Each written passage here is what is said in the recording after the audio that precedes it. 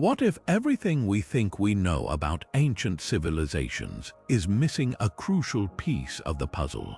Picture this: thousands of years ago, long before telescopes or satellites, people mapped the stars, predicted eclipses, and built structures aligned with celestial events with jaw-dropping precision. These aren't just lucky guesses. They're fragments of a lost knowledge so advanced, it still leaves modern scientists scratching their heads. How did cultures separated by oceans and millennia crack codes of the cosmos that we've only recently begun to understand? Take the Antikythera Mechanism, a 2,000-year-old device found in a shipwreck off the coast of Greece. This intricate bronze artifact, often called the world's first computer, could predict planetary positions and eclipses with gears and dials, a feat of engineering that shouldn't have existed for another 1,000 years. Or consider the Maya, whose calendars track time with such accuracy, they're still within seconds of our modern calculations. These aren't isolated quirks of history. They're clues, pieces of a global mystery hinting at a forgotten chapter of human ingenuity.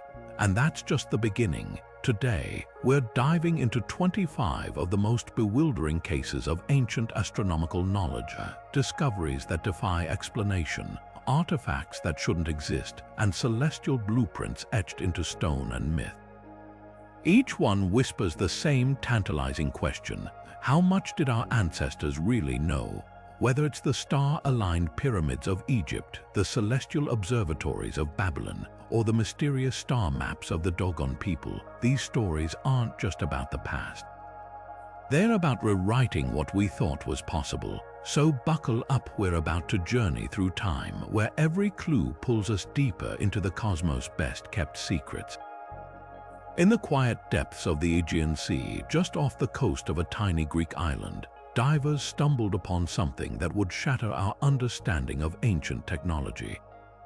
It was the spring of 1901 when a team searching for sponges discovered a shipwreck littered with treasures, marble statues, delicate glassware, and among them, a corroded lump of bronze no bigger than a shoebox. At first glance, it seemed insignificant, but this unassuming artifact, now known as the Antikythera Mechanism, would become one of the most baffling relics of the ancient world. When scientists painstakingly cleaned and examined it, they uncovered a labyrinth of interlocking gears, precision cut like the inner workings of a modern clock. But this was no ordinary timepiece. The device, dated to around 100 BCE, could track the movements of the sun, moon, and planets with astonishing accuracy. It even predicted eclipses years in advance, a feat that shouldn't have been possible without advanced astronomical knowledge and engineering. One researcher described it as finding a jet engine in the tomb of a pharaoh. What makes the Antikythera Mechanism so extraordinary isn't just its complexity. It's the fact that nothing like it appears in historical records for over 1,000 years after its creation. The intricate gear technology it used vanished from the archaeological record until similar mechanisms reappeared in medieval Europe. So who built it? And how did this level of sophistication exist in a world we thought was still grasping the basics of astronomy? Some speculate it was the work of legendary Greek inventors like Archimedes, whose lost writings hinted at mechanical marvels. Others suggest it was part of a broader tradition of celestial computation that simply didn't survive the ravages of time. But here's the real mystery. If the ancient Greeks could craft something this advanced, what other secrets have been lost to history? The Antikythera Mechanism forces us to reconsider the boundaries of ancient innovation, not as a fluke, but as a glimpse into a forgotten era of scientific brilliance. Every gear, every inscription on its dials whispers a tantalizing question. How much more did they know, and why did we have to wait centuries to rediscover it? High on the walls of an ancient Egyptian temple in Dendera, a series of carvings flicker with mystery under the desert sun. These intricate reliefs, dating back over 2,000 years, depict what appears to be massive, elongated bulbs with writhing snakes inside, connected by wires to what some researchers insist are unmistakable sockets. To the modern eye, they bear an uncanny resemblance to electrical light bulbs, complete with filaments and supporting structures. This bizarre imagery has sparked one of Egyptology's most heated debates. Were the ancient Egyptians harnessing electricity centuries before its official discovery? Mainstream scholars dismiss the idea outright, arguing the carvings are symbolic representations of a spiritual concept, the birth of the sun god Ra from a lotus flower, with the filaments interpreted as serpents emerging from blooming petals. They point to similar iconography across Egyptian art, where serpents often symbolize divine energy. But alternative researchers counter with an unsettling question. Why do these carvings, found in the temple's underground crypts, a space with no natural light, show such precise technical details? The Dendera complex itself is a marvel of engineering, with narrow passageways and chambers where torches would have left soot stains, yet none are found. Could the temple's builders have illuminated their work with something far more advanced? The controversy deepens when examining the carving's precision. The so-called bulbs are depicted with striking geometric accuracy, including tapered bases that mirror modern glass-blown designs. Even more provocative are the accompanying hieroglyphs, which some linguists argue describe a glowing column or high energy. Skeptics attribute these translations to creative interpretation, but the sheer specificity of the imagery keeps the debate alive. Lost technology theorists take it further, suggesting the Dendera carvings might be blueprints or even instructions for devices we've only recently reinvented. They draw parallels to the Baghdad Battery, another ancient artifact theorized to generate weak electrical currents. Could these fragments hint at a forgotten scientific tradition? The truth may never be settled, but one thing is certain. The Dendera carvings refuse to fit neatly into the story we've written about the past. They stand as silent, cryptic witnesses, daring us to reconsider what brilliance might have once flickered in the shadows of history. In the dusty archives of Baghdad's National Museum lies a cluster of unassuming clay pots, each no larger than a fist, that have ignited one of archaeology's most electrifying debates. Discovered in the 1930s near the ancient city of Ctesiphon, these 2,000-year-old artifacts consist of a simple yet perplexing design. A copper cylinder housing an iron rod, sealed inside with traces of an acidic residue like vinegar or wine. To the untrained eye, they might resemble storage jars, but when assembled and filled with an electrolyte, something astonishing happens. These vessels, now dubbed the Baghdad Batteries, generate a faint but measurable electric current. Replicas of the jars have been tested multiple times, producing around 1 volt of electricity, enough to power small devices or create a subtle tingling sensation. While that might not sound impressive today, the implications are staggering. If these were indeed primitive batteries, their existence predates the official discovery of electricity by over a millennium. But here's where the mystery deepens. What were they actually used for? Mainstream archaeologists propose practical applications, such as electroplating gold onto jewelry or religious rituals where the mild shock could simulate divine energy. Yet another theory, far more tantalizing, links these batteries to ancient astronomical practices. Imagine a temple priest using the batteries to power a delicate instrument, perhaps an early form of an astrolabe or even a prototype of the Antikythera Mechanism. The subtle current could have illuminated markings on star charts or stabilized measurements in low light. Some researchers point to Mesopotamian texts hinting at divine sparks used in celestial observations, though skeptics argue these references are purely metaphorical.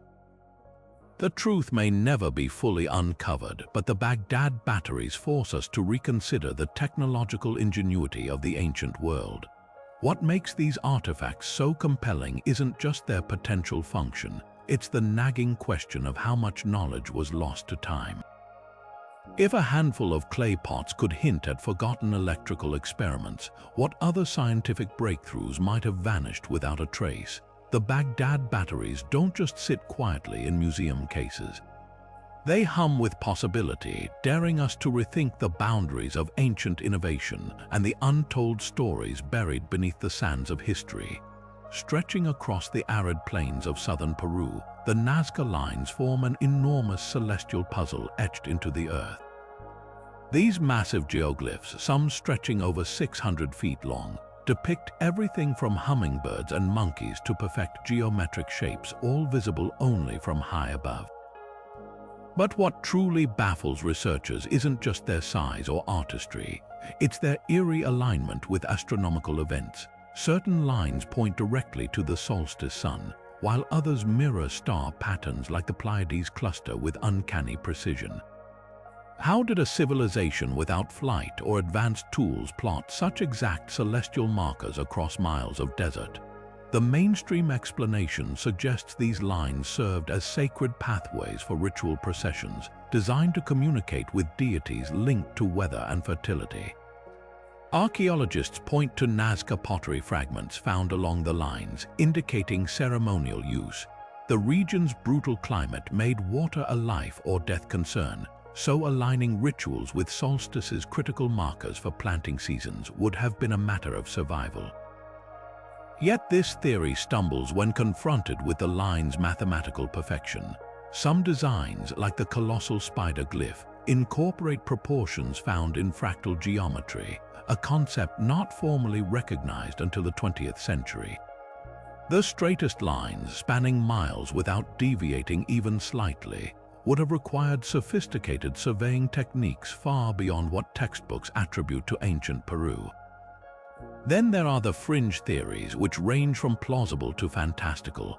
Some researchers propose the Nazca people constructed massive kites or balloons to survey their work from above, a notion supported by ancient textiles depicting flying figures.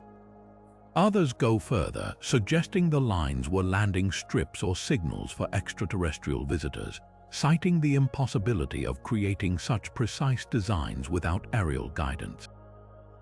While mainstream science dismisses these ideas, the mystery persists. Even modern engineers struggle to replicate the Nazca Line's scale and accuracy without drones or GPS.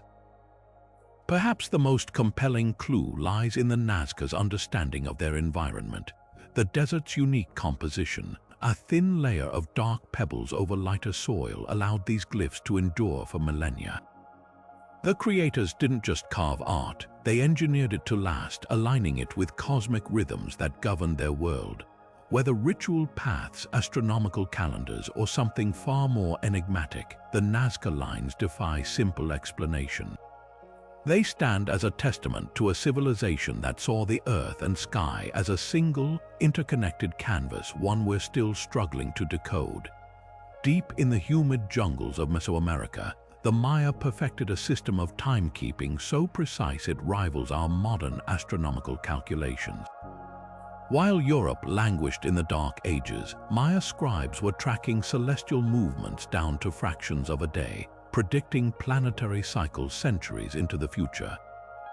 Their crowning achievement, calculating Venus's 584-day synodic orbit with an error margin of just 2 hours, a feat requiring observations spanning generations without optical aids. The Dresden Codex, one of the few surviving Maya manuscripts, reveals their obsession with Venus as both a celestial clock and a harbinger of war. Pages filled with intricate tables show the planet's positions calculated forward and backward in time, synchronized with rituals timed to its appearances. But how did they achieve such precision? Unlike the Greeks or Babylonians, the Maya had no known astronomical instruments beyond simple cross sticks for sighting. Instead, they turned their temples into giant observatories. Structures like El Caracol at Chichen Itza feature narrow windows perfectly aligned with Venus's extreme rising points, while staircases mirror celestial events, transforming architecture into a living astronomical record. Even more astonishing is their long count calendar, which measured time in sprawling cycles of backtons, each roughly 394 years. Modern comparisons reveal their solar year calculation at 365.242 days, just 17 seconds shorter than today's value. This accuracy implies meticulous record-keeping over centuries, possibly using shadow-casting devices or water clocks to track subtle seasonal shifts. Yet the Mayas' greatest enigma isn't their calculations, it's their urgency. Why did a civilization without spaceflight need such obsessive precision? Some scholars point to their belief in cyclic cosmic destruction, where tracking time was a survival tactic. Others suggest their priest astronomers guarded this knowledge as divine power, using it to predict eclipses as demonstrations of celestial authority. The Maya calendar's sophistication forces a humbling realization. Their primitive tools masked an intellectual tradition far ahead of its time. While we credit Galileo for revolutionizing astronomy, the Maya were mapping the heavens with sticks and stones, and their legacy whispers that technological simplicity doesn't preclude cosmic understanding. Their silent stone observatories and coded bark books challenge our assumptions about what ancient minds could achieve when they turned their eyes and genius to the stars. Buried within the Sanskrit epics of ancient India lies a text so controversial, it blurs the line between mythology and forgotten science.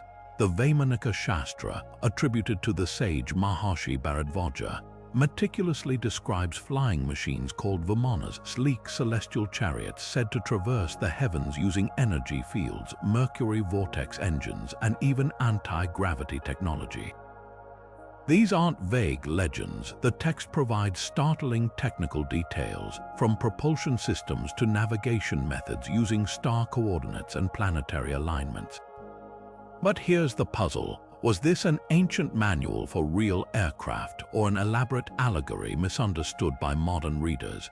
Mainstream historians dismiss the Vaimanika Shastra as a 20th century hoax, pointing to linguistic analysis suggesting it was compiled between 1900 and 1915, likely inspired by then emerging aviation technology. Skeptics highlight absurdities in the text, like vimanas powered by mystic crystals or propelled by chanting sacred syllables. Yet aerospace engineers who have attempted to model these designs report eerie consistencies with modern principles: mercury-based propulsion echoing ion thrusters, and descriptions of aerodynamic shapes that reduce drag. Even more perplexing are older references scattered across Hindu scriptures.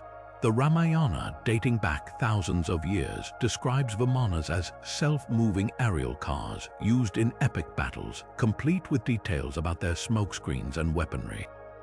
Could these accounts preserve fragments of a lost technological tradition? Proponents point to India's rich history of advanced mathematics and metallurgy, including the famed Iron Pillar of Delhi, a corrosion-resistant marvel that defies its era. They argue that dismissing all Vimana lore as fantasy ignores patterns in global myths, from Ezekiel's fiery chariots to Chinese tales of jade flying discs.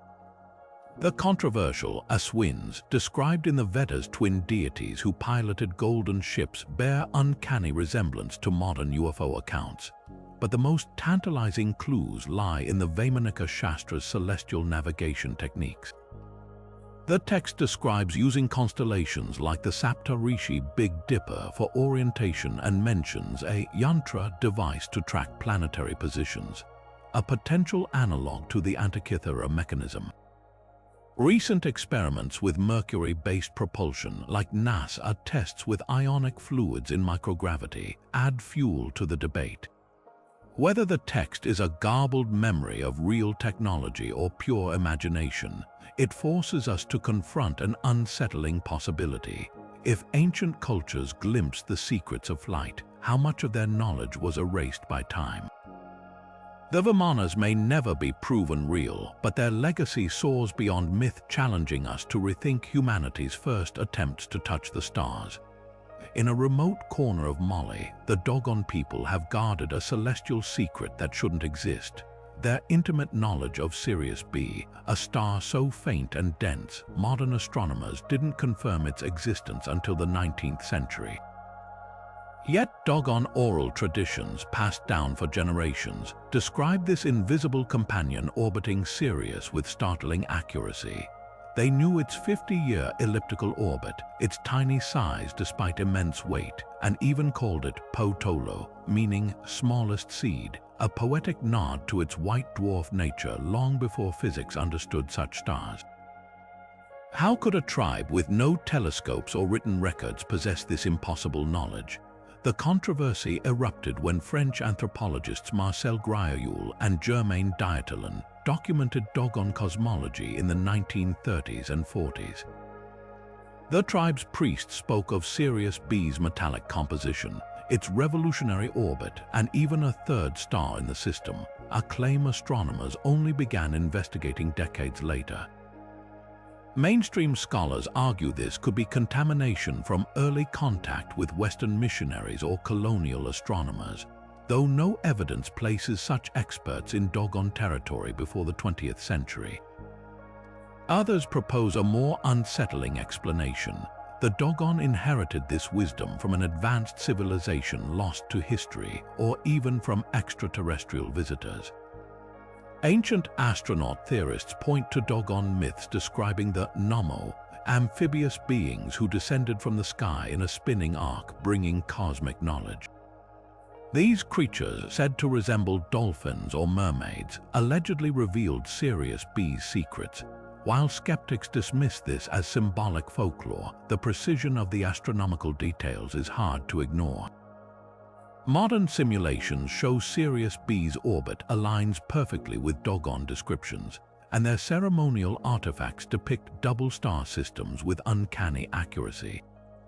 But here's the twist. Some astrophysicists suggest the Dogon might have observed Sirius's irregular movements with the naked eye, deducing an unseen companion over centuries of meticulous sky watching.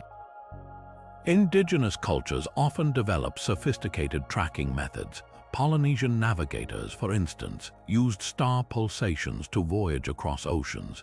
Yet even this explanation strains credibility. Sirius B's gravitational influence on its brighter sibling is nearly imperceptible without precise instruments.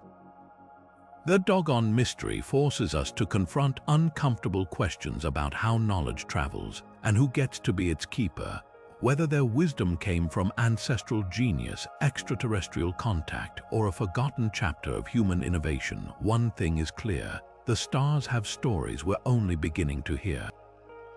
And sometimes those stories whisper from the most unexpected places.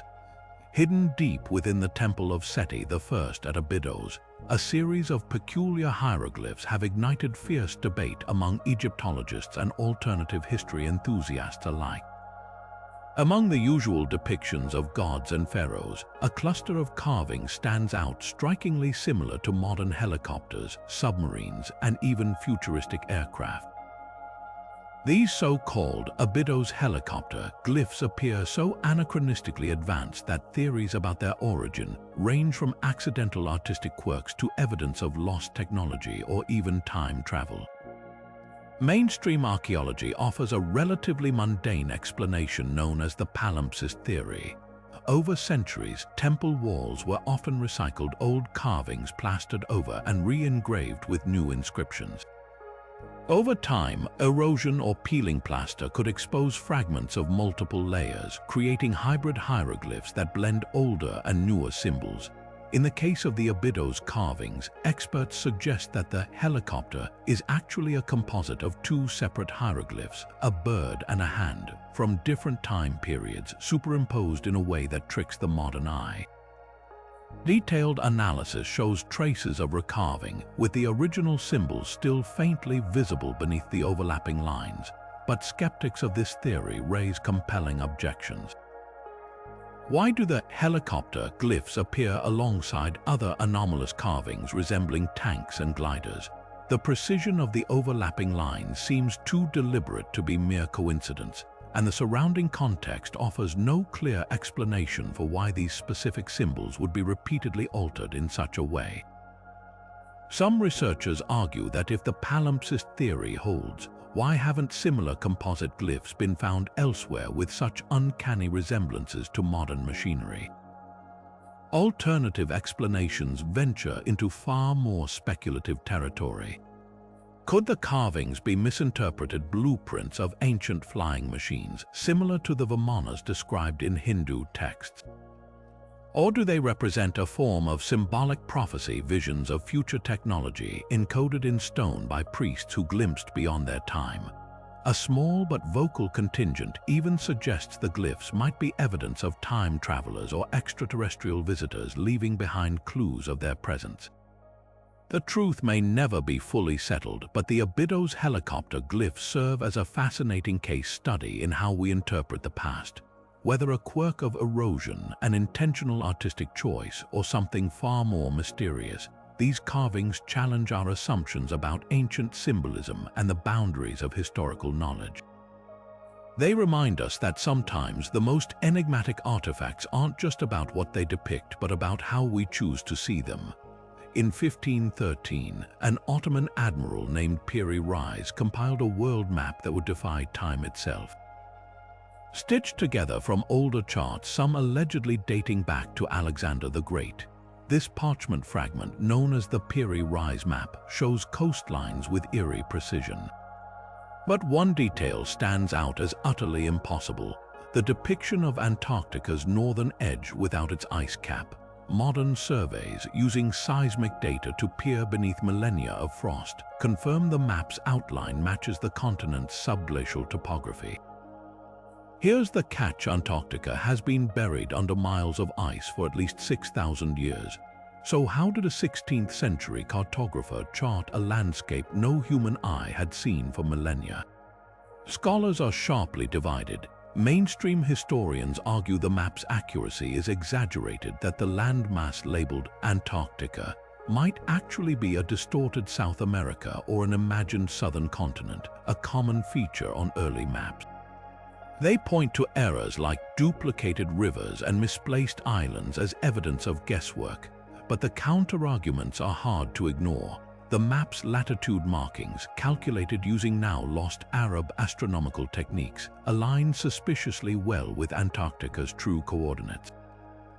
Even more baffling is the admiral's own notes, where he credits the maps of the ancients as his sources, hinting at a chain of knowledge stretching back to prehistory. Could ancient civilizations have explored Antarctica during a warmer epoch? Some researchers point to Plato's accounts of Atlantis, suggesting a seafaring culture with global reach might have mapped the continent before the ice claimed it. Others propose that Piri Reis accessed fragments of a forgotten scientific archive, perhaps salvaged from the library of Alexandria's ruins, where scholars like Eratosthenes had calculated Earth's circumference with startling accuracy. The map even shows mountain ranges unknown until 20th century radar surveys, fueling speculation about advanced prehistoric surveying methods. Then there's the wildcard theory that the map preserves traces of an even older, unidentified civilization.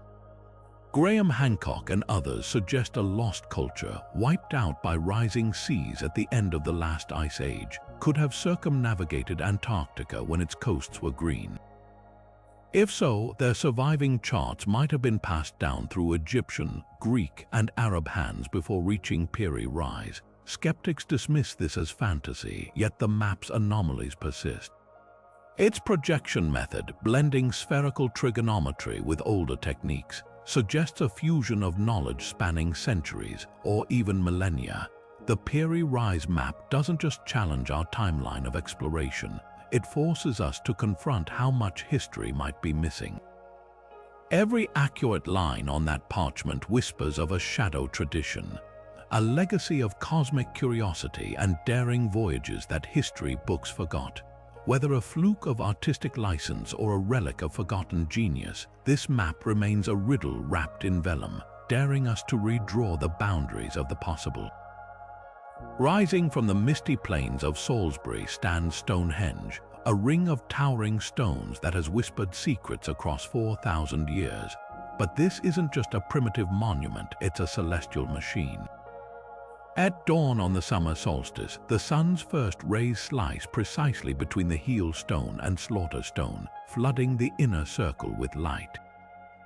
During the winter solstice, the setting sun aligns perfectly with the central altar and the great trilithon, framing the horizon in a spectacle of geometry and light. These aren't accidents. Every slab, every angle seems meticulously placed to mirror the heavens. How did Neolithic builders, people without written language or the wheel, achieve such precision? Mainstream archaeologists propose that Stonehenge functioned as a colossal calendar, marking seasonal shifts critical for agriculture and rituals. The 56 Aubrey holes encircling the site may have tracked lunar eclipses in a repeating 19-year cycle, a feat requiring generations of sky watching. Yet alternative researchers raise a more provocative question. Could Stonehenge encode knowledge far older than its builders? The monument's bluestones, hauled over 150 miles from Wales, contain rare minerals that resonate at specific frequencies when struck, leading some to theorize the site was an ancient sound-healing chamber aligned with Earth energies. Even more compelling are the lesser-known alignments. The station stones form a perfect rectangle matching the Moon's 18.6-year nodal cycle, a pattern so complex, modern astronomers use supercomputers to model it. Meanwhile, the nearby Durrington Walls henge aligns with the winter solstice sunrise, suggesting an interconnected ceremonial landscape. Skeptics argue these patterns could emerge from trial and error over centuries, but the mathematical consistency is hard to dismiss. Then there's the radical theory championed by researchers like Gerald Hawkins: Stonehenge as a prehistoric computer. Using stone markers as bits, ancient priests might have predicted eclipses by physically moving markers along the Aubrey holes, a crude but effective analog calculation. Others, like author Colin Wilson, suggest the site preserves fragments of Atlantean or Hyperborean astronomy, passed down through oral traditions lost to time. Whether a Neolithic observatory, a sonic temple, or the relic of a forgotten science, Stonehenge refuses to fit neatly into history's boxes. Its stones don't just point to the sky, they challenge us to reconsider the brilliance lurking in humanity's so-called primitive past. Each solstice, as the sun and stones converse in their ancient language, we're reminded that some codes are still waiting to be cracked. Buried beneath the sands of ancient Nineveh lies a clay tablet that might rewrite our understanding of cosmic disasters. Known as the Sumerian planisphere, this 4,000-year-old artifact is no ordinary star chart. Etched into its surface are precise constellations, the Pleiades, Orion, and others, but what has scholars buzzing is the peculiar circular shape hovering near them, trailing lines like a comet's tail. Some researchers believe this isn't just a depiction of the night sky. It could be the earliest recorded account of an asteroid impact, one so catastrophic it left scars across mythologies worldwide. The tablet's symbols align eerily with the Kerfel's impact theory, which proposes a massive asteroid struck the Austrian Alps around 3100 BC, triggering landslides visible to this day. But here's the clincher. Sumerian texts describe a white stone bowl crossing the sky before a fiery explosion leveled cities. Contemporary accounts from other cultures, like the Egyptian fire from heaven, in the Ipuwer papyrus and Chinese records of collapsing stars, suggest a global event. Could the planisphere be an ancient incident report, a celestial detective's notes on a disaster witnessed by humanity's first astronomers? Skeptics argue the circular symbol represents the sun or moon, noting that Sumerians often depicted celestial bodies with radiating lines. They point out that translating cuneiform is fraught with interpretation, and the tablet's damaged state leaves room for doubt.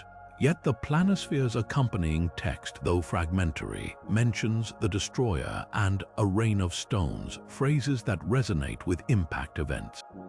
Modern software recreating the night sky from 4 millennia ago reveals another clue. The tablet's constellation positions match the sky around 3100 BC, the same window as the Kerfel's event. What makes this artifact so electrifying isn't just its potential link to a cosmic catastrophe. It's the realization that Sumerian scribes might have done something astonishingly modern. They didn't just mythologize disasters, they documented them with scientific intent. If true, the planisphere isn't merely a relic, it's a warning etched in clay, a testament to humanity's oldest fear, and perhaps its oldest triumph of decoding the sky's violent secrets. 2,000 years before Galileo turned his telescope to the heavens, a Han Dynasty polymath named Zhang Heng was charting the stars with revolutionary precision. This Renaissance man of ancient China, astronomer, poet, engineer, left behind celestial records so advanced they included 2,500 stars categorized by brightness, a system mirroring modern magnitude scales. But his most startling achievement wasn't just observation, it was invention. In 132 CE, Zhang presented the court with a device that seemed ripped from science fiction. A bronze vessel adorned with 8 dragons, each clutching a metal ball above corresponding toads with gaping mouths. When an earthquake struck, even hundreds of miles away, a mechanism inside would trigger one dragon to release its ball with uncanny directional accuracy. The court called it Hufeng Didongyi, the instrument for inquiring into the wind and movements of the earth. Yet surviving texts hint this seismic wonder might have had an even more extraordinary purpose, tracking cosmic disturbances. Zhang's star maps, painstakingly compiled over decades, weren't static records. They formed a dynamic system, correlating celestial movements with earthly phenomena, a concept modern science calls astroseismology. Ancient records describe his device reacting not just to tremors but to celestial events, with dragons allegedly dropping balls during meteor showers or planetary alignments. Could Zhang have discovered a link between gravitational pull and tectonic activity millennia before plate tectonics was understood? His lost writings reportedly referenced stars that shake the Earth, suggesting he saw the cosmos as an interconnected web of forces. Modern researchers note that tidal stresses from lunar cycles can trigger minor quakes, lending eerie credibility to his theories. The true genius of Zhang's work lies in its holistic vision. Where Western science later compartmentalized astronomy and geology, his approach fused them. The Didongyi's 8 directions mirror the 8 trigrams of the I Ching, symbolizing his belief in universal patterns repeating across scales from atom to cosmos. His star catalogues even accounted for guest stars, sudden bright spots we now recognize as supernova, with his notes on the supernova of 185 C remaining vital to modern astrophysics. Yet the greatest mystery isn't how Zhang achieved this, it's why such brilliance faded. While Europe's scientific revolution built on Greek and Arab texts, China's imperial libraries burned repeatedly, scattering his legacy. Only fragments survive, like a single star map found in Dunhuang's caves, its ink still vivid after millennia. That parchment, showing constellations with mathematical precision, whispers a tantalizing truth: some minds see further than their time allows. Zhang's dragons may sleep in museums now, but their silent watch continues, a reminder that the boundaries between earth and sky are far thinner than we suppose. Along the windswept coast of Brittany, France, thousands of ancient standing stones march across the landscape in eerie, parallel rows, some towering twice the height of a person, others worn low by centuries of rain and salt air. The Karnak stones, arranged over 4,000 years ago, form one of the most baffling megalithic sites on Earth. While most visitors marvel at their sheer numbers, nearly 3,000 stones stretching over 2.5 miles, their true mystery lies in the way they mirror the sky. Recent surveys reveal something astonishing. The primary alignments of these rows don't just point randomly. They frame the horizon where the moon rises at its most extreme northerly and southerly positions during its 18.6-year cycle, a phenomenon known as the lunar standstill. How did Neolithic builders, working millennia before telescopes or written records, encode such precise celestial knowledge into stone? Archaeologists have long debated whether Karnak was a grand ceremonial site, a territorial marker, or something far more sophisticated. The lunar connection offers a compelling clue. During major standstill events, the moon appears to pause in its journey across the sky, rising and setting at nearly identical points for several nights, a spectacle that would have been impossible to ignore for sky-watching cultures. At Karnak, the tallest menhirs in the Kamario alignment frame these pivotal moonrises like a colossal set of astronomical crosshairs. But here's where it gets even stranger. The spacing between stones seems deliberate, almost algorithmic. Some researchers suggest the intervals might correspond to lunar or solar cycles, acting as a counting system or calendar. Others propose the rows functioned as a kind of stone computer, where priests or shamans could predict eclipses by moving markers along the alignments, much like the Aubrey holes at Stonehenge. Then there's the most tantalizing theory of all, that Karnak's builders were attempting to communicate with future civilizations. The repetitive, geometric precision of the rows, some running dead straight for over a kilometer, suggests an intentional design meant to endure, a message carved not in language but in celestial mathematics. Local legends add another layer of intrigue. Breton folklore speaks of the stones as a petrified Roman legion turned to rock by the wizard Merlin. But older myths hint at something more cosmic. The stones were said to tremble at certain moon phases or even emit faint sounds when the wind struck them at particular angles.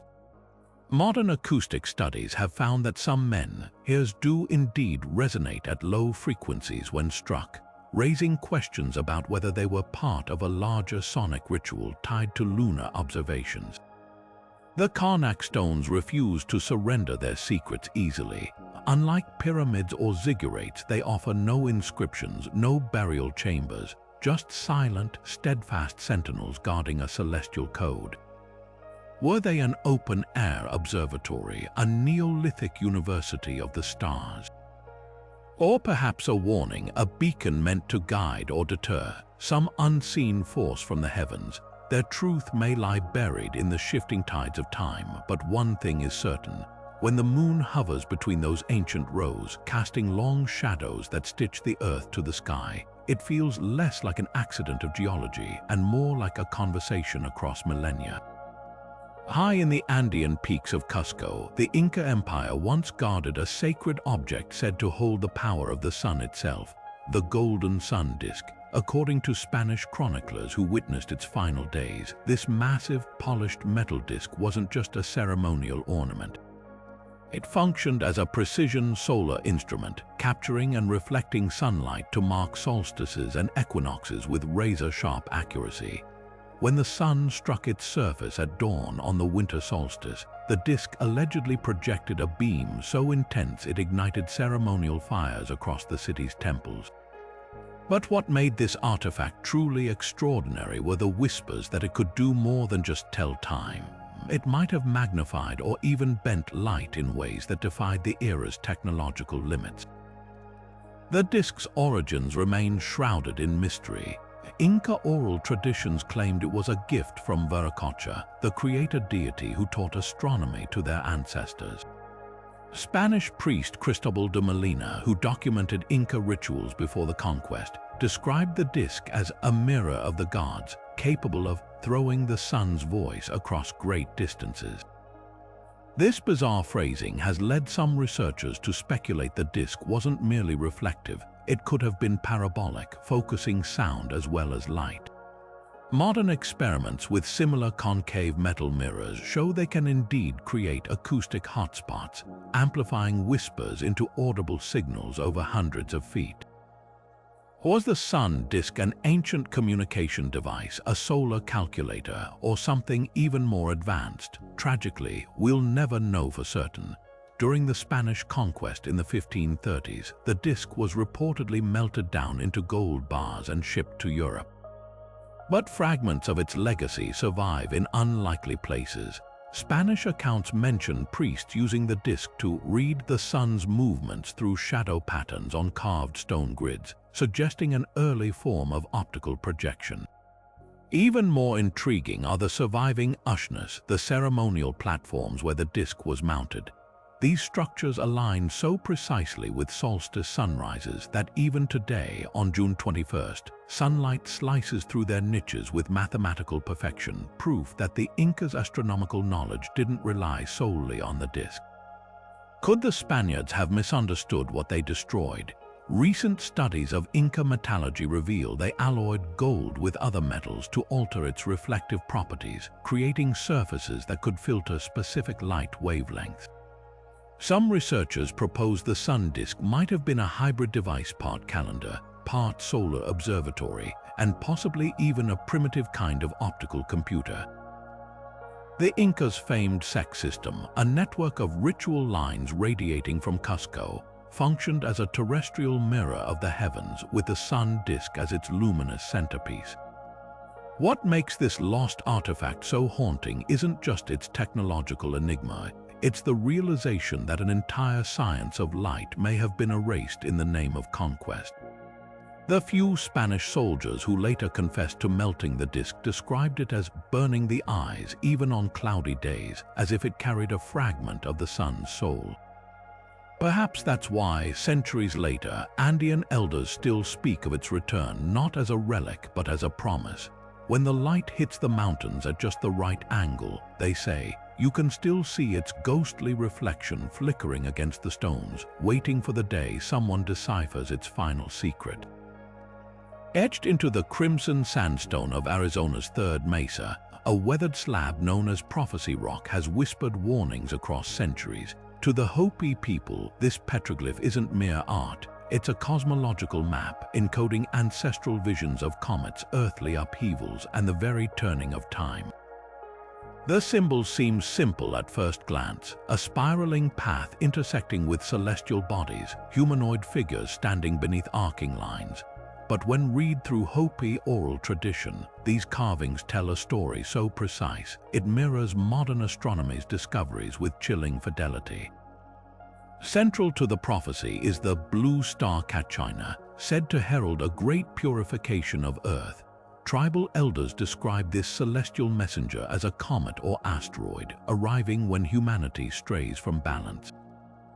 Remarkably, the petroglyph's upper section depicts a star-like symbol trailed by a wavy path, a representation some researchers link to the orbital debris of comet clusters like the Taurids, which intersect Earth's path every few millennia. Even more striking is the timing. Hopi accounts place the blue star's appearance near the end of a cosmic cycle, coinciding with Nazca warnings about increased fireball activity from the Taurid stream in our current epoch. But the rock's predictions don't stop there. The lower section shows two parallel paths diverging, interpreted by elders as a choice between technological arrogance and spiritual harmony. Between them, jagged lines suggest societal collapse, possibly from environmental crises. Modern climatologists note eerie parallels. The Hopi's ancestral lands now face severe droughts, mirroring petroglyph motifs of dried rivers and wilting crops.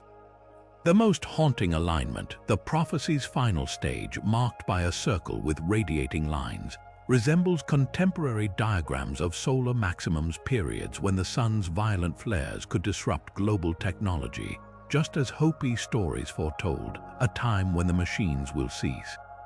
Skeptics argue these connections are retrospective pattern matching, pointing out that spiral motifs appear universally in indigenous art. Yet the Hopi's track record is hard to dismiss. Their ceremonial calendar, tied to Venus's cycles, matches Mayan precision, and their migration stories reference the Crab Nebula supernova, visible to the naked eye in 1054 centuries before telescopes confirmed its remnants. Even the petroglyph's layout mirrors the precession of equinoxes, the 26,000-year wobble of Earth's axis that modern science only quantified in the 20th century. What makes Prophecy Rock so unsettling isn't just its accuracy, it's the urgency. The Hopi didn't carve these warnings to marvel at the cosmos, they meant to prepare. Elders speak of the petroglyph as a living document, its meanings unfolding as the predicted eras arrive. Today, as astronomers track near-Earth objects and solar storms with satellites, the rock's ancient symbols feel less like myth and more like a dispatch from the past, etched in stone for a generation finally equipped to understand its language. Whether divine vision or distilled observation across millennia, one truth emerges: some voices carry farther than we ever imagined, and their echoes are growing louder. For 700 years, the Byzantine Empire held the Mediterranean in an iron grip, not just with ships and soldiers, but with a weapon so terrifying, enemies believed it was a gift from hell itself. Greek fire, that infamous liquid flame that clung to water and defied all attempts to extinguish it, secured naval victories against impossible odds.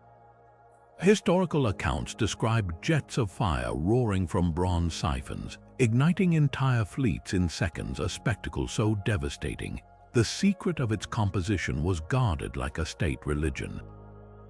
But what if the key to this ancient superweapon didn't come from earthly alchemy, but from the stars? Theories about Greek fire's ingredients have ranged from plausible to fantastic: pine resin, quicklime, petroleum distilled with secret additives. Yet one persistent thread in medieval texts hints at something extraordinary: descriptions of the flames burning with the light of fallen stars and emitting a hue not of this earth. These peculiar details have led researchers to a radical hypothesis: that Byzantine chemists might have incorporated meteoric iron or other extraterrestrial materials into their formula. Meteorites rich in rare elements like iridium and nickel could have altered the combustion properties of the fuel, creating flames resistant to water through chemical reactions modern science is only beginning to understand. Consider the evidence. Byzantine metallurgists were known to prize sky metal for its uncanny properties, forging swords and ceremonial objects from iron meteorites. A 9th century manuscript from Constantinople references a black stone from heaven used in imperial workshops, ground into powder for special fires. Even more compelling are modern tests showing that nickel-rich compounds can catalyze intense, self-sustaining combustion, precisely the behavior described in accounts of Greek fire. When researchers replicated a mixture of naphtha and powdered meteorite fragments, the resulting flames exhibited an eerie blue-green tint matching historical descriptions, burning at temperatures exceeding ordinary fire. But the cosmic connection doesn't end there.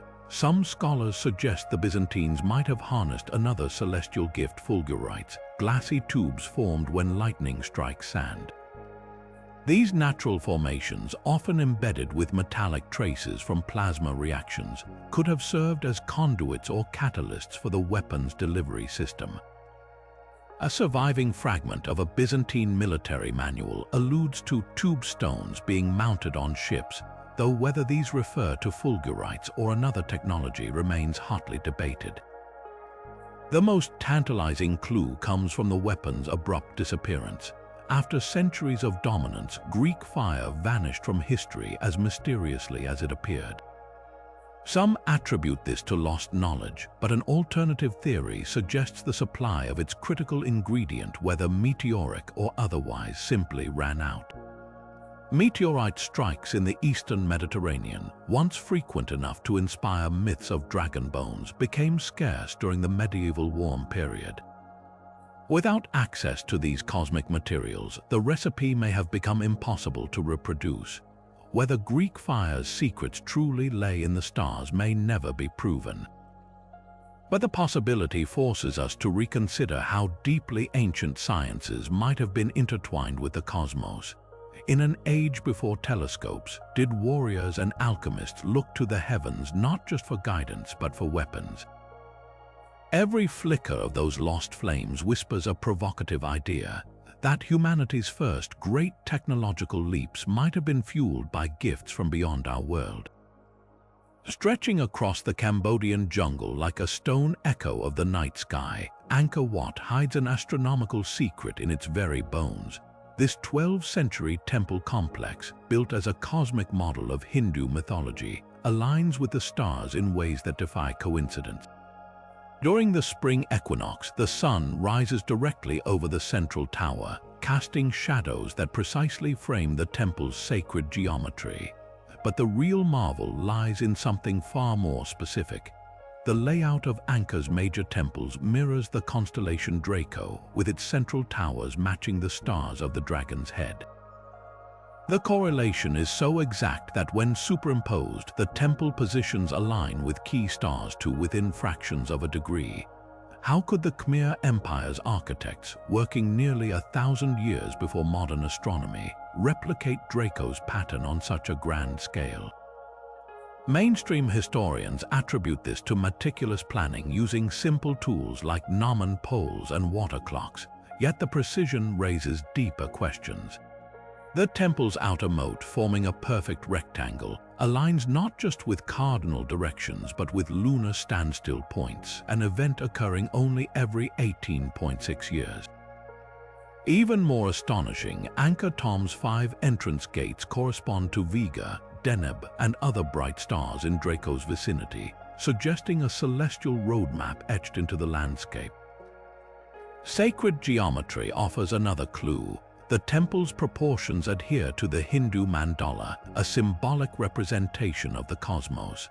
Measurements reveal recurring ratios matching the golden mean and pied, constants found in nature from spiral galaxies to Nautilus shells.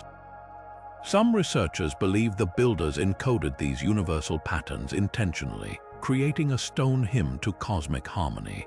French archaeologist Jean-Pierre Gors noted that Angkor's central tower's height equals the diagonal of its base, a mathematical feat implying advanced knowledge of irrational numbers centuries before their formal discovery. But the most provocative theory comes from researcher Graham Hancock, who suggests Angkor's celestial alignment might preserve knowledge from a lost civilization. He points to correlations between Angkor, the Giza pyramids, and other ancient sites, all supposedly mirroring sky configurations from around 10,500 BCE, an epoch when Draco's stars dominated the northern sky. Whether coincidence or intentional, the implications are staggering. Could Angkor's architects have accessed a prehistoric tradition of star lore? Modern technology adds fuel to the mystery.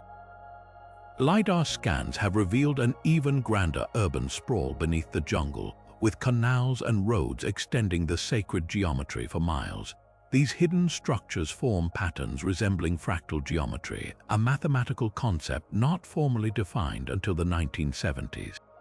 As the sun casts its equinoctial light through Angkor's corridors, illuminating carvings of celestial deities, the stones seem to whisper a challenge across centuries. They ask not just how they were built, but why and what secrets of the cosmos their makers might have known that we're only beginning to glimpse. Buried beneath the ruins of ancient Babylon lies a clay tablet that holds the rhythm of Venus itself. Known as the Venus Tablet of Amasajuka, this 7th century BC artifact records the planet's movements with a precision that would make modern astronomers double-take. Over 21 years, Babylonian scribes tracked Venus's appearances and disappearances, its risings as the morning star, its vanishings into the sun's glare, and its re-emergences as the evening star, all mapped in cuneiform with near-flawless accuracy. But here's what truly astonishes. Their calculations, made without telescopes or computers, deviate from NASA modern retro calculations by mere hours over 2 decades. How did a civilization that still saw the heavens as divine realms achieve such mathematical mastery? The tablet, part of a larger collection called the Enuma Anu Enlil, reveals more than just observational skill. It showcases a sophisticated understanding of pattern recognition. The Babylonians didn't just note Venus's cycles, they predicted them. One entry describes Venus standing in the place of the storm god before disappearing, a poetic yet precise reference to its conjunction with Jupiter. Modern analysis shows these celestial events occurred exactly as recorded, proving the Babylonians weren't just passive watchers, they were cosmic forecasters. Their methods likely involved complex arithmetic progressions, a kind of ancient algorithm tracking Venus's 584-day synodic period. Yet this raises a deeper question. Was their knowledge entirely homegrown, or did it whisper of collaboration across empires? Striking parallels emerge when comparing the Venus tablet to Maya astronomical records. Both cultures independently identified Venus's 8-year cycle, where its positions repeat against the stars. Even more intriguing, Babylonian and Mesoamerican calendars share uncanny similarities in how they harmonized Venus's movements with solar years, a feat requiring generations of coordinated observation. Could there have been an exchange of ideas across continents, perhaps through trade routes like the fabled Silk Road? Skeptics argue such connections are impossible given the eras involved, but artifacts tell a different story. A Babylonian-style seal found in Olmec-era Mexico and scattered references to long-distance stargazers in cuneiform texts hint at a lost network of celestial scholars. The tablet's context adds another layer. Amasajuka, the king whose reign the tablet documents, ruled during a period of unprecedented astronomical activity in Babylon. His court scribes didn't work in isolation. They were part of an intellectual tradition stretching back to Sumerian times, with access to star catalogues now lost. Recent excavations at Nineveh's library uncovered tablets referencing the Venus rules of Akkad, suggesting even older sources.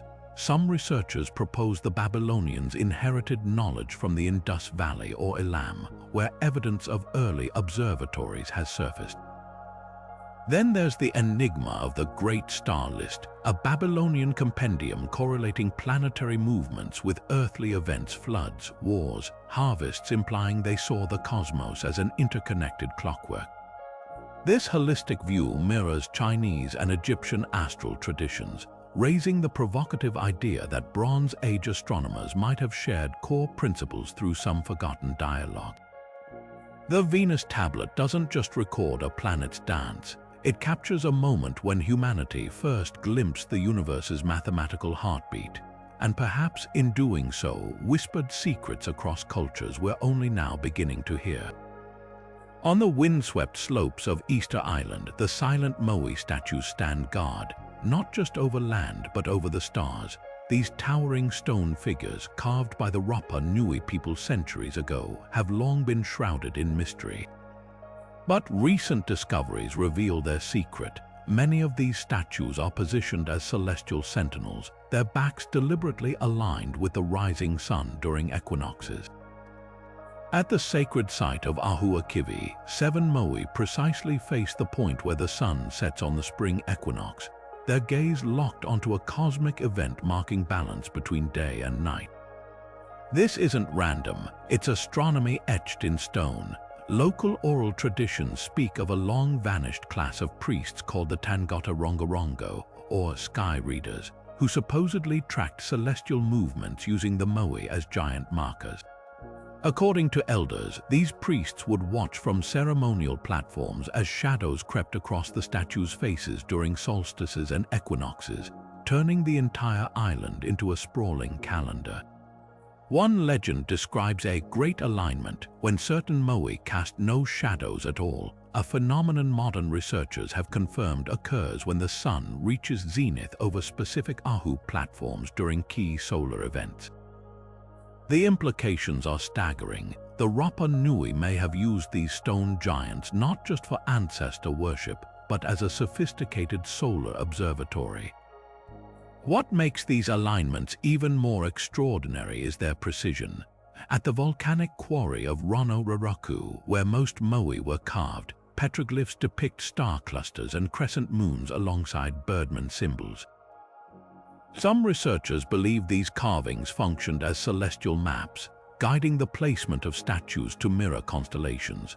The most compelling evidence lies at Ahu-Huri Ayorenga, where a solitary Moai stands with its eye sockets perfectly aligned to frame the Pleiades star cluster during its annual heliacal rising, an event crucial to Polynesian navigation and agriculture. But here's the haunting twist. The same oral histories describe the sky-watching tradition collapsing overnight. Stories tell of a time when the priests could no longer read the heavens, coinciding with the island's ecological crisis. Was this a metaphor for societal collapse, or did the Rapa Nui literally lose an astronomical science tied to their survival? Modern LiDAR scans have revealed hidden platforms beneath the soil, arranged in patterns that mirror Orion's belt, suggesting an even grander celestial design erased by time. Whether silent timekeepers or conduits to the divine, the Moi's true purpose may lie somewhere between earth and sky. As the equinox sun still kisses their weathered brows, these statues whisper of a civilization that didn't just gaze upward. They built their world in the star's image, only for that knowledge to fade like a shadow at noon. Buried beneath the windswept hills of southeastern Turkey, the stone pillars of Göbekli Tepe have rewritten the timeline of human civilization. This 12,000-year-old temple complex predates Stonehenge by 6 millennia and agriculture itself by at least 500 years. Its massive T-shaped pillars, some weighing over 16 tons, tower above the landscape in deliberate circles, each adorned with intricate carvings of scorpions, foxes, and vultures. But what truly staggers archaeologists isn't just the site's age. It's the growing realization that these carvings might be the world's oldest surviving star map, encoding celestial events with chilling accuracy. One pillar in particular, known as the Vulture Stone, bears symbols that researcher Martin Sweatman argues match the constellations of Scorpius, Sagittarius, and Cygnus as they appeared around 10,900 BC. More startling still, the stone depicts a cluster of dots near the vulture's wing that Sweatman identifies as the Taurid meteor stream, a swarm of cometary debris known to produce spectacular fireballs. Geological evidence suggests Earth passed through a dense cluster of these meteors around 11,000 BCE, an event that may have triggered the Younger Dryas cooling period and mass extinctions. Could Göbekli Tepe's builders have witnessed this cosmic catastrophe and carved it into stone as a warning? The implications are earth-shaking. Mainstream archaeology insists complex societies only emerged after the stability of farming, yet here's a monumental structure built by hunter-gatherers, one that required advanced engineering, organized labor, and sophisticated astronomical knowledge. The pillars aren't just art, their alignments mirror solstice sunrises and key star positions from the era. Enclosure D, the oldest ring, points toward Sirius's rising point around 9300 BCE, while the central pillars frame the north celestial pole as it would have appeared before Earth's axial precession shifted it to Polaris. Even more provocative are the animal carvings. The site's foxes, snakes, and birds don't just decorate, they may symbolize zodiacal constellations in a system predating Mesopotamia by thousands of years. A pillar showing a fox holding a circular object could represent the constellation Vulpecula, Latin for little fox, near a solar disk, marking a specific celestial event. Skeptics argue these interpretations are speculative, but the sheer precision of Göbekli Tepe's alignments defies coincidence. When researchers from the University of Edinburgh modeled the night sky in 9600 BCE, the animal symbols matched star patterns with uncanny fidelity. What makes Göbekli Tepe truly revolutionary isn't just its astronomical sophistication.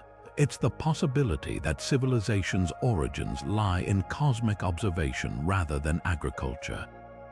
Perhaps the first temples weren't built for gods of harvest, but as observatories to track celestial threats.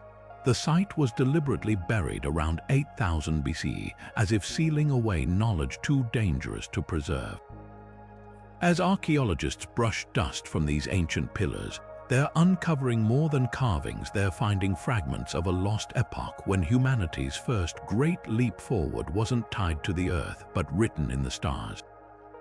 In the flickering torchlight of ancient China's Shang dynasty, a priest pressed a blazing rod against an ox shoulder bone, watching as cracks spiderwebbed across its surface. To the untrained eye, this was mere superstition, but hidden within these so-called oracle bones lies evidence of the world's oldest system of eclipse prediction. Over 3,000 years ago, Shang diviners recorded celestial events with startling accuracy, inscribing dates and descriptions onto bones and turtle shells that survive to this day. One particular fragment, now housed in Beijing's National Library, bears a chilling inscription: "The sun was eaten on day Giyu." Modern astronomers have confirmed a total solar eclipse swept over the Shang capital on that exact date, June 5, 1312 BC. What separates these bones from mere fortune-telling is their mathematical precision. Shang scribes didn't just note eclipses after they occurred, they anticipated them using a complex cycle now known as the Saros. This repeating 18-year, 11-day pattern governs eclipse recurrence, a rhythm the Shang seem to grasp intuitively. Recent studies of bone inscriptions reveal groups of divinations spaced precisely 19 years apart, the nearest whole number approximation to the Saros cycle observable within a human lifetime. How they discovered this pattern without telescopes or written records remains one of archaeology's greatest puzzles. Some scholars argue it emerged from generations of meticulous record-keeping, while others point to curious parallels with Babylonian eclipse tablets, suggesting a possible exchange of knowledge across ancient Eurasia. The spiritual dimension adds another layer of intrigue. Oracle bones describe eclipses as celestial battles between dragons and the sun, with the cracks in heated bones supposedly revealing the gods' verdicts. Yet the practical applications were anything but mythical. Eclipse predictions allowed Shang rulers to stage dramatic rescues of the sun, orchestrating rituals with gongs and arrows at the precise moment totality began, reinforcing their divine mandate. One bone records King Wu Ding's successful saving of an eclipse, likely a carefully timed performance based on prior calculation rather than spontaneous divine intervention. Modern technology has peeled back even deeper secrets. CT scans of oracle bones reveal microscopic etchings beneath the primary inscription's grids and star-like patterns that may represent early computational aids. Some grids contain counts of lunar phases in sequences matching eclipse seasons, while others show configurations resembling the 28 lunar mansions of later Chinese astronomy. This suggests the Shang developed proto-mathematical tools to track celestial movements, encoding them within what appeared to be purely ritual objects. The greatest mystery isn't whether the Shang understood eclipses, it's how their knowledge vanished so completely. Later Chinese dynasties reinvented eclipse prediction from scratch, with no apparent memory of the Shang's advanced methods. Were these techniques guarded by elite priestly castes who took their secrets to the grave? Or did political upheaval shatter an unbroken chain of astronomical observation stretching back into prehistory? The oracle bones give no easy answers, only silent cracks in ancient bone that still whisper of a time when science and spirituality were one, and the heavens could be read in the fractures of a scorched ox scapula. Buried in the Romanian countryside, the Tartaria tablets sit quietly in a museum case, 3 small clay discs covered in symbols so enigmatic, they've sparked claims of rewriting history itself. Discovered in 1961 near the village of Tartaria, these artifacts date back over 7,000 years, predating Mesopotamia's cuneiform by millennia. At first glance, the carvings seem primitive, spirals, lines, and what appear to be stick figures, but look closer and the patterns take on an eerie familiarity. Some symbols mirror constellations like Orion and the Pleiades, while others align with solstice markers found in later astronomical records. Could these unassuming clay fragments be humanity's earliest attempt to map the heavens? The controversy begins with their age. If the tablets' astronomical interpretations hold, they'd push back the dawn of recorded star-gazing by thousands of years, placing sophisticated celestial knowledge in Neolithic Europe long before the pyramids or Stonehenge. Researcher Marija Gimbutas famously argued the symbols represent a proto-writing system linked to lunar cycles, with repeating motifs corresponding to moon phases. One tablet shows a spiral with 28 divisions, matching the sidereal month, the time it takes the moon to return to the same star position. Another depicts a horned figure beside a cluster of dots, resembling Babylonian depictions of the Pleiades as a heavenly herd.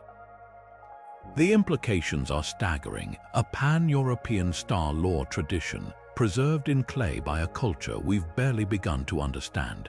Skeptics counter that the symbols are either random scribbles or ritualistic imagery with no celestial meaning. They note that without contextual texts like those accompanying later Babylonian star charts, the tablet's purpose remains speculative. Yet modern archaeoastronomy offers compelling parallels. The Vinča culture, which produced the tablets, left behind similar symbols at sacred sites aligned with solstice sunrises. At Serbia's Lepenski Vrh, carvings of fish-like beings mirror the tablet's motifs, positioned to catch the winter solstice light. Even the tablet's circular form may hold cosmic significance. Later cultures, from the Druids to the Navajo, used circular mandalas to represent celestial cycles. The most tantalizing clue lies in the symbol's distribution. Identical markings appear on artifacts scattered across the Balkans, suggesting a shared symbolic language. When researchers superimposed these symbols onto star maps, clusters emerged around Vega, Deneb, and other bright stars that would have dominated the Neolithic sky. One recurring symbol, a circle bisected by a line, bears an uncanny resemblance to ancient Egyptian glyphs for the sun god Ra, hinting at a potential link between these distant cultures. Whether sacred almanacs or star maps, the Tartaria tablets refuse to fit neatly into history's timeline. They whisper of a time when writing wasn't just about recording goods or kings, but about tracing the celestial dance that governed crops, seasons, and the rhythms of life itself. In their silent symbols, we might be glimpsing humanity's first attempts to reach beyond the earth and touch the stars. Deep in the deserts of Sinai, a golden chest of untouchable power flickered between the sacred and the scientific, the Ark of the Covenant. Biblical texts describe it as a vessel of divine wrath, capable of vaporizing those who dared approach it unprepared. But beneath the layers of scripture lies a tantalizing possibility. Was this artifact harnessing forces not of heaven, but of the cosmos itself? Descriptions of the Ark's lethal energy, its devouring fire, its eerie glow that lit up Moses' face bear uncanny resemblance to phenomena we now understand as plasma discharge and meteoritic radiation. Consider the account of Nadab and Abihu, consumed by flames after mishandling the ark.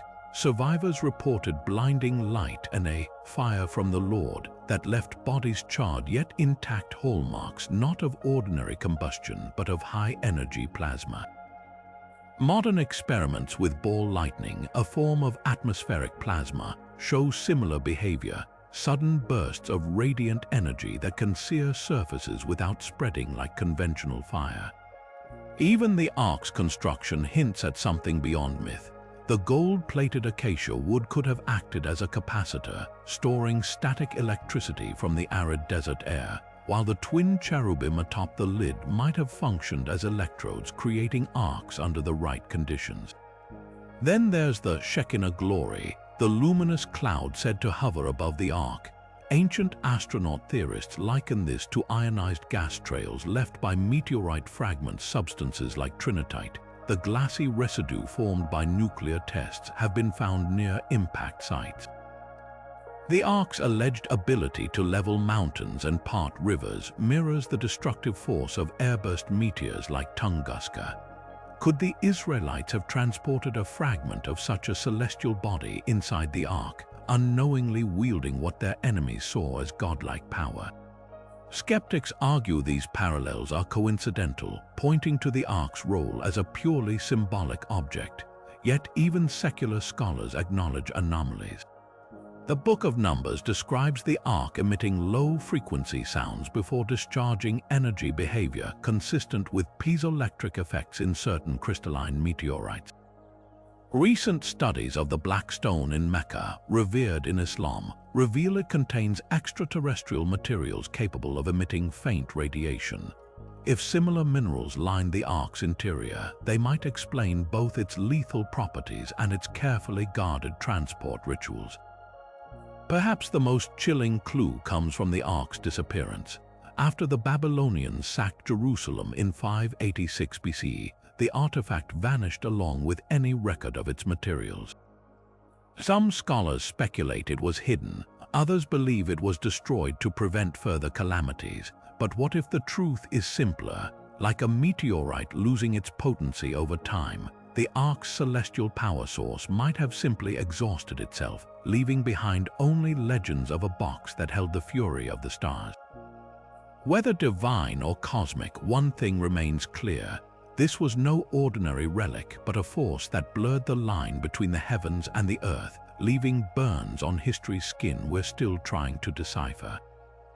Off the coast of Yonaguni, Japan, lies an underwater enigma that blurs the line between geology and genius. Massive, terraced structures plunging 60 feet beneath the waves, their angular planes and precise steps defying easy explanation.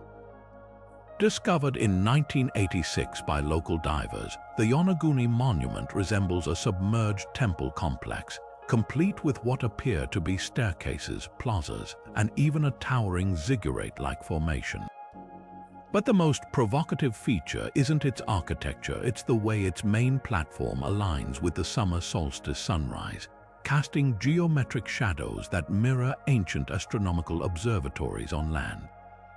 Geologists argue the site is a natural sandstone formation, sculpted by tidal erosion and tectonic shifts over millennia. They point to similar rock formations along Japan's coast, where parallel fractures create stepped ledges. Yet the monument's uncanny symmetry raises questions. The main terrace forms a near-perfect rectangle with sharp 90-degree corners, while twin megaliths at the site's apex frame the horizon where Orion's belt would have risen during winter solstices around 8000 BC, a time when sea levels were low enough to expose the structure. Marine archaeologist Masaki Kimura, who spent decades studying the site, identified carved channels that could have guided water for ceremonial purposes, along with what he claims are tool marks and reliefs resembling animal figures. The celestial connections deepen when examining the monument's layout. The central staircase faces true north with a deviation of less than 1 degree, a precision seen in later pyramids and temples worldwide. Nearby, a circular depression matches the diameter and depth of known star pits used by ancient astronomers to track zenith stars. Even skeptics admit the monument's alignment with solstice events is statistically unlikely to be random. If human hands did shape these stones, the builders likely understood the sky's rhythms with startling sophistication. Then there's the timeline puzzle. Sea level reconstructions show Yonaguni would have been above water until roughly 6,000 years ago, coinciding with the astronomical date suggested by its alignments. This period marks the end of the last ice age, when myths worldwide speak of catastrophic floods from Plato's Atlantis to the Epic of Gilgamesh. Could the monument be a relic of a pan-Pacific civilization swallowed by rising seas? Indigenous Yukuan legends tell of a land bridge to the gods that vanished beneath the waves, while Okinawan oral histories describe stone cities lost to the ocean. Modern technology adds fuel to the mystery. Sonar mapping reveals additional geometric structures nearby, including a massive arch and a terraced pyramid-like form, suggesting Yonaguni might be one node in a larger submerged network. Meanwhile, core samples from the monument's base show unusual mineral deposits consistent with prolonged exposure to air, evidence it once stood on dry land. Whether a quirk of nature or a drowned observatory, the Yonaguni monument forces us to confront a haunting possibility. beneath the waves there might lie not just forgotten stones, but fragments of a celestial science lost to time. A place where the boundary between earth and sky, between natural wonder and human ingenuity, dissolves into the blue. Every ripple above these ruins carries the echo of a question. How much of our past is still waiting to surface? High in the remote mountains of Tibet, a set of intricately grooved stone discs has sparked one of archaeology's most enduring mysteries, the legend of the Dropa stones. Discovered in 1938 by Chinese archaeologist Kai Pu-te in the windswept caves of Bayan Ula, these palm-sized artifacts bear a series of precise spiral grooves, some so fine they resemble microscopic writing. Local villagers spoke of the discs as relics from celestial visitors, the Dropa, a race of small, frail beings who descended from the clouds in ancient times. But what turned these stones from folklore to controversy were claims that their spirals weren't just decorative. They allegedly mapped stars in patterns matching the Sirius system, a detail impossible for an isolated mountain culture to know without advanced astronomical knowledge. The story took a stranger turn in 1962 when Russian scientist Dr. Vyacheslav Sazev claimed microscopic analysis revealed the grooves weren't carved by hand, but by some high-speed rotary tool. Even more astonishing, translations by linguist Tsum Nui supposedly decoded the spirals as an account of the Dropa's crash landing on Earth 12,000 years ago. The narrative described their doomed attempt to repair their ship using local materials, leaving behind the discs as a record of their origin near Sirius. Mainstream archaeologists dismissed these claims as hoaxes, pointing to glaring inconsistencies. No verified photos of the original discs exist. Sazev's research was never peer-reviewed, and Tsum Nui's name doesn't appear in any academic records. Yet the mystery deepens when examining the cultural context. The Bayan Ula region is home to the Ham people, whose oral histories speak of small, yellow-faced ancestors who communicated in whistling tones, a description eerily matching the Dropa legend. Even skeptics admit the stones themselves are real, though likely funerary tablets or ritual objects misidentified. Their spiral patterns do mirror traditional Tibetan sky maps where concentric circles represent celestial layers. Modern astronomers note one peculiar detail. The Sirius system's binary star, Sirius B, wasn't confirmed until the 19th century. Yet if the carvings do depict it, how would an isolated culture know its exact orbital configuration? The most plausible explanation lies in a collision of misunderstood archaeology and sensationalism. The discs may be ancient but mundane artifacts, their star map similarities coincidental or exaggerated. Yet the story's persistence raises a provocative question. Why do so many cultures from the Dogon to the Maya share cosmic lore about Sirius? Whether the Dropa stones are evidence of extraterrestrial contact, a lost civilization's astronomy, or simply a cautionary tale about separating fact from folklore, they serve as a reminder that some mysteries aren't just about what we find, but the stories we weave around them. In the end, these weathered discs whisper not just of stars, but of humanity's endless fascination with the idea that we might not be alone in the cosmos. From the celestial precision of the Antikythera Mechanism to the uncanny star knowledge of the Dogon, these 25 cases aren't just isolated curiosities, they're fractures in the foundation of history itself. Each artifact, each alignment, whispers the same unsettling truth. Our ancestors saw further than we ever imagined. The Nazca Lines stretch across deserts like a star chart scaled to the horizon. The Piri Rise map captures coastlines hidden under ice for millennia. The oracle bones of the Shang dynasty predicted eclipses with mathematical grace, while Göbekli Tepe's pillars encoded celestial catastrophes from a time before writing. These aren't flukes. Together, they form a pattern, a mosaic of brilliance that defies the linear story of human progress. So what binds these mysteries? Were ancient cultures guided by forces we've yet to understand, extraterrestrial mentors, lost civilizations, or forgotten sciences erased by time? Or is the truth even more profound? Perhaps humanity's relationship with the cosmos wasn't a slow awakening, but a cycle of brilliance and amnesia where knowledge rose and fell like tides. The Baghdad Batteries hint at early electricity. The golden sun disk of the Inca suggests mastery over light itself. The Dropa stones and Vimana texts dare us to consider whether flight wasn't invented but rediscovered. This isn't just about rewriting history, it's about reimagining human potential. If a single one of these anomalies is exactly what it appears to be, our entire timeline crumbles. The real question isn't how they did it, it's why we're so resistant to believing they could. Share your theories below. Were ancient people the recipients of cosmic guidance, or did they unlock sciences we're still struggling to reclaim? Hit subscribe because the past isn't finished surprising us. The next revelation might be hiding in plain sight, waiting for someone to look up and